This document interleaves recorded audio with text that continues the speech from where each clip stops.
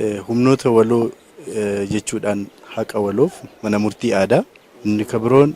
gaachanni sirnaa ganda gandatti gola Oromiyaa hunda keessatti buusaa gonofaa fannoo diimaa uummata Oromooti jechuun ni danda'ama jechuudha. Buusaa gonofaa rakkoo hawaasummaatiif mootummaan gadi buusee akkuma aadaa Oromoottis akkuma aadaa duubaa dhufaatittis Oromoon Oromoodhaan kan inni gonfu kan inni deeggaru aadaa durii sanaan bifa ammayyaatiin buusaa gonofaatiin akka uummanni keenya wal gargaaru akka Oromoo wal gargaaru yeroo ammaa kanatti hojiirra oolchaa kan jiruu fi uummanni keenyas dhimma kanarratti dammaqinaan socho'ee waan walii gumaachuu qabu kamiyyuu walii gumaachaati tajaajila waloo kanaan kan wal gargaaraa jiru ta'u. Oromoon keenya Boorana hongeedhaan yeroo rukutametti Oromoon gargaarsa biyya alaan gaafanne jechuudha. Gargaarsa USAID'n gaafanne gargaarsa fannoo diimaa osoo hin barbaachisiin deeggarsa biyya alaa osoo hin barbaachisiin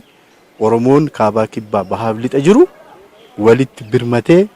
Oromoo keenya Oromoo Booranaa hongeedhaan rukutame sana bira qaqqabuu danda'ee jira jechuudha. Gadaan egaa sadarkaa mataasaa qaba. Sadarkaa ittiin wal eegu kana keessaa tokko sadarkaan foollee jedhamu nageenya uummata Oromoo kan inni ittiin eegaa ture, kan inni ittiin wal tiksaa ture, kan inni ittiinis waan hojjechuu qabu kamillee ittiin hojjechaa ture humni foollee kun humna dargaggeessaa kana bifa ammayyaatiin yeroo ammaa kana immoo gara gaachana sirnaa jedhutti mootummaan jijjiiruudhaan gaachanni sirnaa kunillee bifuma kanaatiin yeroo ammaa kanatti nageenya biyyaa, nageenya naannoo, nageenya hawaasaa kan inni ittiin tiksaa jiru keessaa isa ijoof isa tokkodha. Kana qofaa miti humnoota waloo kanaatiin keessumaatii dhimma tajaajila lammummaa faana wal qabatee hoolaa bituufiin sangaa qotu bituufiin namni hiyyeessi jedhamu kuni